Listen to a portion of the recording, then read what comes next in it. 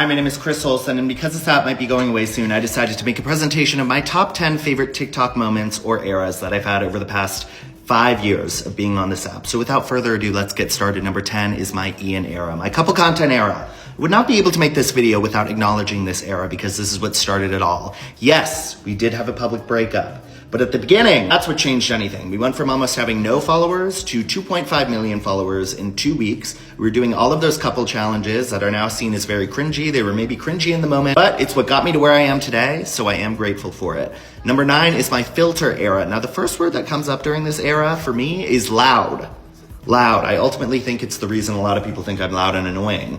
But I can't not acknowledge this era because it was also my most viewed era. There was a point at which I was getting about 20 million views a day. My account got over 1 billion views in 2 months, and I'm grateful for this era. But again, it was loud. Number 8 is my jumping in heels era. A bit of a strange era for me, but also a fun one. Again, one of my most viewed eras. It was inspired by creator Christy Sarah. It was done also almost exclusively in Louboutins. Sorry, I'm butchering that name. Because it was almost exclusively done in Louboutins, they ended up gifting me a pair of heels.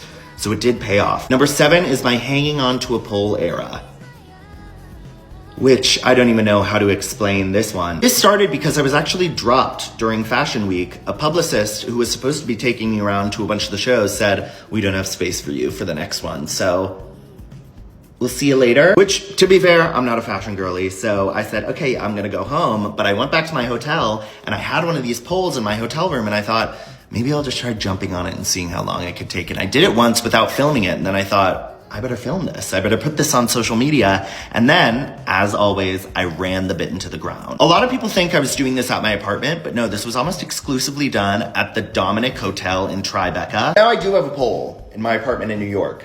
So I did end up injuring myself more than once during these, as you can imagine, but I kept doing that. Number 6 is my Finding Harry Styles era. Now, this era actually started because I saw a video that said sometimes the algorithm can be location specific. So I was taking a trip to London and I thought about how I need a video that would basically announce that I was in London so I could get picked up in the algorithm there. And I thought of this idea. And I started doing it basically every time I was going to London. I have never found him on camera, but I do think that the series will end one day with me finding him. Number 5 is the award show era. This is a bit of a touchy one, because it ultimately led to my downfall at one point. The award shows I've attended are the Oscars, Grammys, Emmys, People's Choice Awards, American Music Awards, iHeart Awards, SAG Awards, Golden Globes, and the Streaming Awards. I ended up winning. I've done a total of 8 glam bots. My best glam bot was at the Oscars. My worst glam bot was at the People's Choice Awards. You know the one. And my first time at the Grammys, my videos got 60 million views that night, which is insane. So if you're ever asking the question that I see often, why is he even there?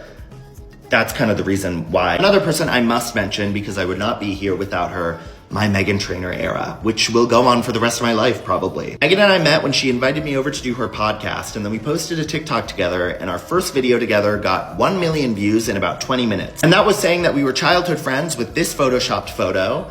We were never childhood friends. After that day, her team asked me if I would want to help out with her social media ahead of her dropping her album, Taking It Back. Once the album dropped, her account got about 1 billion views within those 3 months. Now we're real friends, not just paid best friends. Number 3, another era I could never forget, my coffee delivery era. It actually started during my relationship era, and I would leave my boyfriend to get coffee. But then Meghan was the first celebrity who allowed me to deliver coffee to her. Then it took off from there. I delivered to the Vice President, Sabrina, Austin, Renee Rapp, Joshua Bassett, Jessica Chastain, Kerry Washington, the list goes on. And it's a crazy list. But I'm very, very grateful for this era. And while I have stopped since then, I do plan to have a grand finale when I am eventually able to deliver coffee to Taylor or Harry. I would say this has also become my most known bit. Number 2, my public breakdown. I posted 4 videos in one day on this breakdown, and it all started because a Love Island fan page posted a photo of me and some of the cast, and then the top comment was, "Get Chris Olsen away from them."